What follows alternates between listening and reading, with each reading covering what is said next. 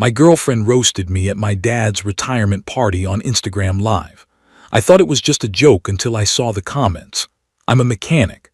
I co-own a garage that specializes in trucks and SUVs with my former boss, who's now my business partner. I own 40% of the shop, and honestly, I'm proud of what we've built. The work is hard, the hours are long, but I love it. I come home tired but satisfied. My girlfriend Amber works as a social media manager for an online fashion brand.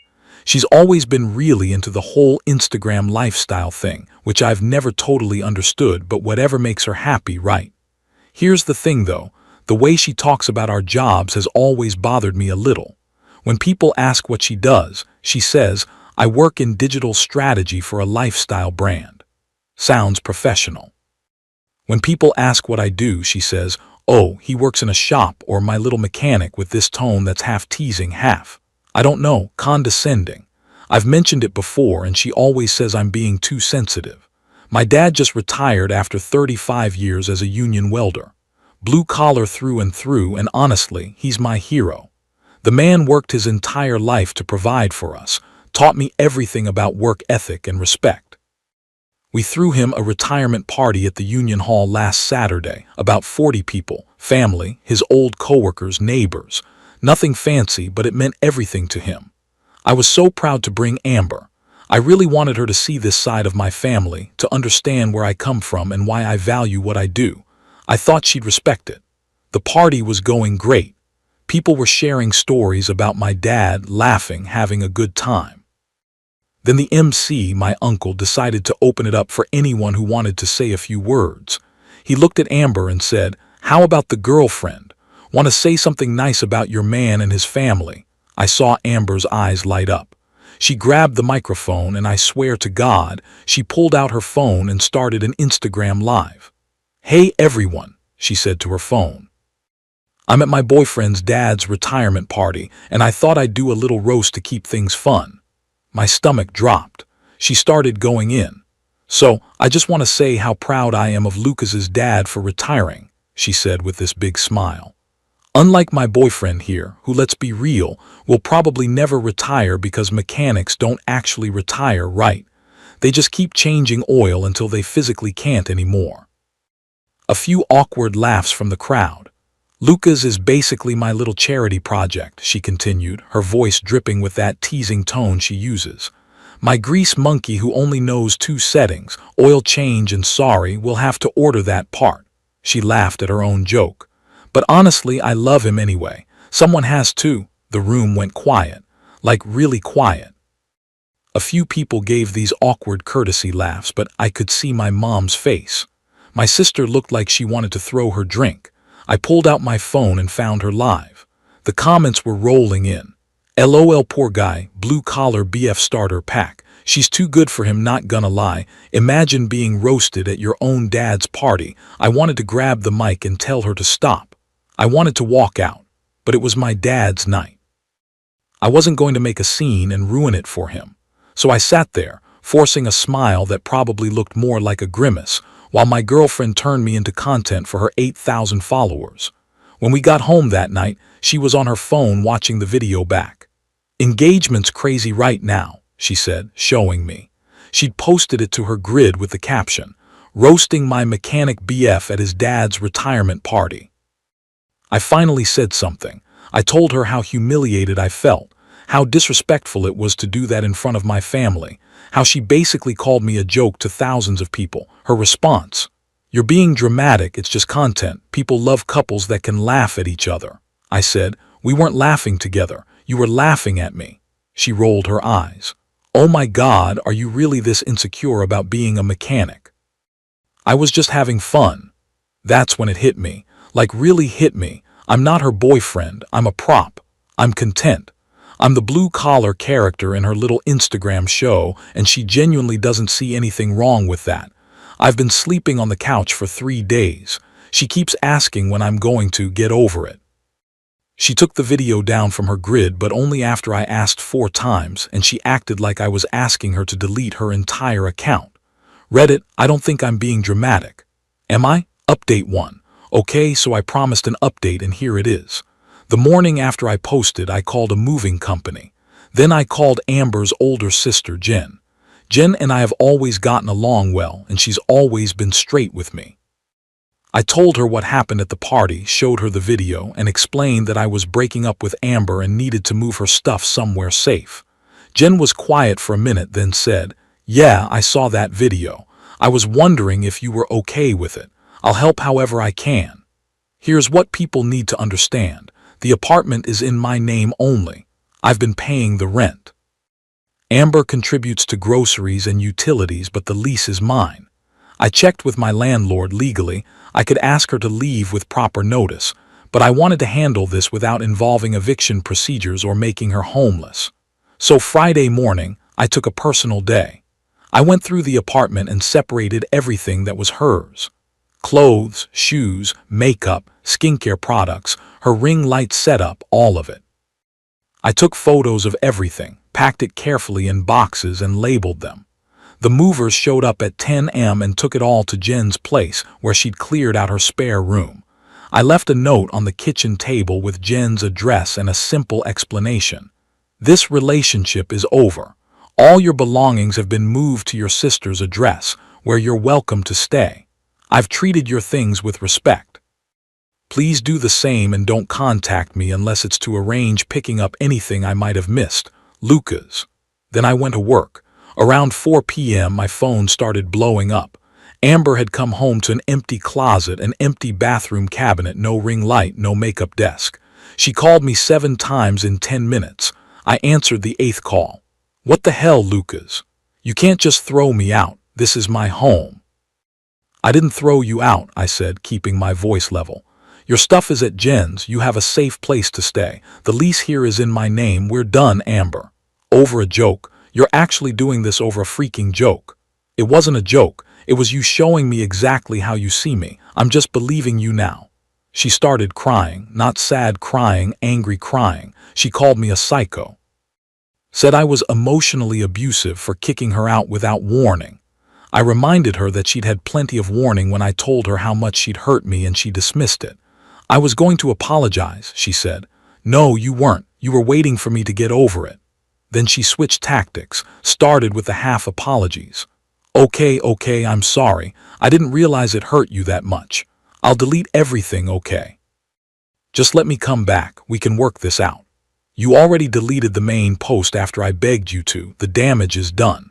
Because everyone thought it was funny, you're just insecure about being a mechanic. And there it was. Even in her apology, she still thought the problem was me. I'm not insecure about my job, I said. I'm just done being with someone who thinks my life is material for her content. Goodbye, Amber. I hung up and blocked her number. She showed up at the apartment an hour later, pounding on the door. I opened it with the chain still on. You can't do this, she was yelling. Half the stuff in this apartment is mine too. You're stealing from me. I've moved everything that's yours. I have photos of every item. Nothing left is yours. You need to leave before I call the building manager. She stood there, breathing hard, mascara running. Everyone was right about you. You are a loser and you'll never do better than me. I already am doing better, I said. I'm respecting myself. That's pretty good for a mechanic. I closed the door. She stood outside for another 10 minutes before finally leaving. I called my parents that night and told them everything. My dad just said, "You handled that like a man. I'm proud of you, son." My mom said, "Good riddance." She showed her ass at my husband's party, and now she's surprised there are consequences. My sister texted me. I knew she was trash. Took you long enough. I'm not going to lie, it's lonely in the apartment now. We were together for 2 years. But every time I think about forgiving her, I remember sitting at my dad's retirement party watching her turn me into a punchline for internet strangers. Some of you said I should have confronted her publicly at the party. Honestly, I thought about it. But that would have made it about me and her instead of about my dad. He spent 35 years working his ass off to give us a good life. I wasn't going to let her drama ruin his night. This was better, cleaner. She got to be the star of her video, and I got my dignity back. We'll update if anything else happens, but hopefully this is it. Edit, people are asking about the key. She had a key, which is why she could get in. I'm getting the locks changed this week. Should have done it already, I know. Update 2. I really hoped my last update would be the end of this, but Amber is apparently committed to making this as messy as possible. Buckle up, because the last few weeks have been absolutely insane. So, about 4 days after I moved her stuff out, I got a call from my dad. He sounded tired. "Your girl came by the house," he said. I felt my blood pressure spike. "What, when?" "About an hour ago. Your mom and I were having coffee and she just showed up. No text, no call, just knocked on the door." Apparently, Amber had decided to go to my parents to explain her side and convince them that I was the problem. According to my dad, she stood in their living room and went on this whole speech about how I was overreacting to what was just a loving roast, and that everyone at the party was laughing with me, not at me, which is a blatant lie because I was literally there. She told them I have issues with sensitivity and might need professional help, and that she was worried about my mental state and thought they should know. My dad, bless him, let her finish. Then he asked her one question. "If Lucas had live-streamed you, put you on blast for thousands of people to laugh at, and then told you that you were being too sensitive when you got upset, how would you feel?" Amber said, and my dad swears this is verbatim. "That's different. He's a man. Men should be able to handle jokes." My mom apparently stood up at that point and said, "You humiliated my son in our house, and now you're here telling us he's the problem. I think you should leave." When Amber didn't move, my dad walked to the door and opened it. "Leave now or I'm calling the police, and please don't come back uninvited." She left, but not before saying she couldn't believe they were taking my side without even hearing her out. My mom called me right after to make sure I was okay. "That girl has some nerve," she said. "Coming here to talk about you like that. I hope you're done with her for good." I thought that was the end of it. I was wrong. 2 days later, I was closing up the shop around 7 p.m. when I got a text from my buddy Luke, who follows Amber on Instagram. He sent me a screenshot.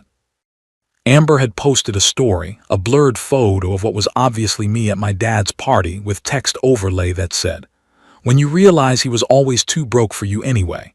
Don't date downward, know your worth." Another story was a selfie with the caption, "Getting out of toxic situations and thriving." Luke wrote, "Dude, she's posting about you. You might want to check it out." I was annoyed, but whatever. She could post what she wanted. I'd moved on, but then something else happened that I didn't expect. Amber works, or worked I should say, for a mid-sized online fashion brand as their social media manager. Part of her job was running their Instagram and TikTok accounts. Apparently, after our breakup, she decided it would be a great idea to use the company accounts to post inspirational content that was very obviously about me. One TikTok was her in the office, text on screen, POV, "You finally left the man who thought you'd settle for his garage paycheck." Another was a carousel post on the company Instagram with quotes about not letting small-minded men dim your light. The problem: multiple people recognized the situation from her personal posts, and someone, I don't know who, reported it to the company's HR department. This is where it gets wild. Amber's boss called her in and asked her to explain why she was using company social media accounts to post personal content that could be considered harassment toward an ex. Amber, instead of apologizing, apparently doubled down, told them she was raising awareness about toxic relationships and it was relevant to their audience of women. They suspended her, pending a full investigation. And who did she blame? Me. She called me from a number I didn't recognize, so I answered before I realized it was her. "Are you happy now?" she screamed. "I just got suspended from my job because you made such a big deal out of nothing." "I didn't do anything to your job," I said. "I don't even follow your company's accounts. You did this to yourself. I'm going to lose everything because of you. You're losing things because of your choices. You chose to roast me on Livestream. You chose to dismiss how I felt. You chose to use your company's accounts to talk shit about me. Those are your choices. Screw you, Lucas. You've always been jealous that I make more money than you." That stung, not going to lie. Mostly because it wasn't even true. We make about the same and I've never cared about that. "Goodbye, Amber. Don't call me again." I blocked the new number. The next day, she started posting on her personal Instagram. Photos of herself outside what looked like a courthouse or police station, with captions like, "Standing up to emotional and financial abuse," and "Don't let toxic men gaslight you into thinking you're the problem." Some of her followers were eating it up. Others, not so much. I had 3 people I barely know send me screenshots of comments calling her out. "Girl, we saw the original video. You roasted him. Isn't this the same guy you called broke on your story, and now he's abusive? Make it make sense. Creating a villain arc for your ex isn't cute." My sister has been monitoring it more than I have. She says Amber's losing followers daily. Meanwhile, I've been documenting everything. Screenshots of every post she's made about me, the stories, the call logs showing her using different numbers to contact me. My buddy who's a lawyer said if she keeps this up, I might need to consider a restraining order. I don't want to do that. I really don't. I just want her to move on. But I also won't let her rewrite history. I'm not the bad guy here. I'm just a guy who got tired of being treated like a joke. Edit: people are asking if she actually got fired. Last I heard, she's still suspended, but I don't know the outcome. I'm not in contact with anyone at her company. Final update. I really truly thought update 2 would be the last time I'd have to talk about this situation. I was wrong, but this is it. This is the final chapter, and honestly, I'm at peace with how it all ended. After my last update, Amber went quiet for about a week. No posts about me, no calls, nothing. I thought maybe she'd finally moved on. Then the texts started. She'd created a new number, I'm guessing a Google Voice or something, and sent me these long, rambling messages. Stuff like, "You've ruined my life and you don't even care. Your parents turned you against me because they never thought I was good enough. I'm staying with my sister because you made me homeless." That last one made me laugh. She wasn't homeless. She was staying in a 2-bedroom apartment with her sister who has a guest room. But Amber has always been dramatic. I didn't respond to any of them, just took screenshots and added them to my folder. Then she posted an Instagram story that was clearly meant to get my attention. A selfie outside a police station with the caption, "Sometimes you have to fight for yourself when everyone else is against you." The implication was obvious. She wanted me to think she was filing some kind of report against me. I called my buddy who's a lawyer, told him what was happening. He said, "She's bluffing. She has no case. But keep documenting everything just in case." A few days later, she called me again, different number. I was getting tired of blocking her, so this time I answered and recorded it. One-party consent state, I checked. "Lucas," she said, and her voice was different, softer, like she was trying to sound vulnerable. "I know I've made mistakes, okay? But you're destroying everything we had over nothing. I loved you. I still love you." "Amber," I said, keeping my voice calm, "I've been very clear. We're done. You need to stop contacting me. But we can fix this. I'll go to therapy. I'll do whatever you want. Just please, I don't want you to do anything. I want you to leave me alone. You can't just throw away 2 years. I didn't throw it away. You did. When you decided I was worth less than engagement on your Instagram." She was quiet for a second. "Then you're going to regret this. When you're alone in that shitty apartment working your shitty job, you're going to realize what you lost." "Maybe," I said, "but I doubt it." I was about to hang up when she said something that actually surprised me. "I have screenshots of things you said, private things. I could post them. I could show people who you really are." I felt a chill. She was threatening me, actually threatening me. "Amber," I said slowly, "you're not the only one who have screenshots here. I've been documenting every interaction we've had since I broke up with you. Every text, every call, every Instagram post. I have the original Livestream video where you humiliated me.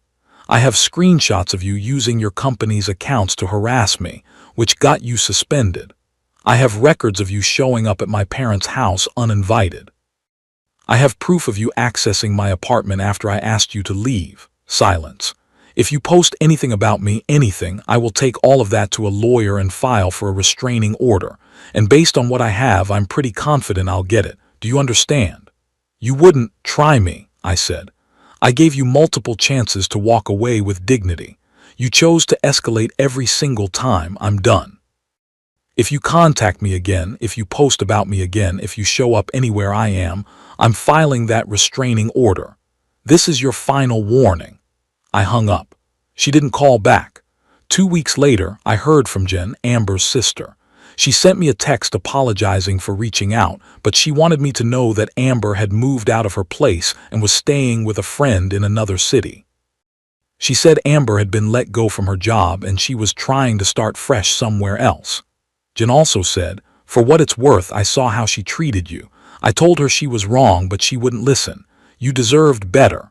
I thanked her and told her I appreciated her letting me know. A few days ago, I checked Amber's Instagram out of curiosity.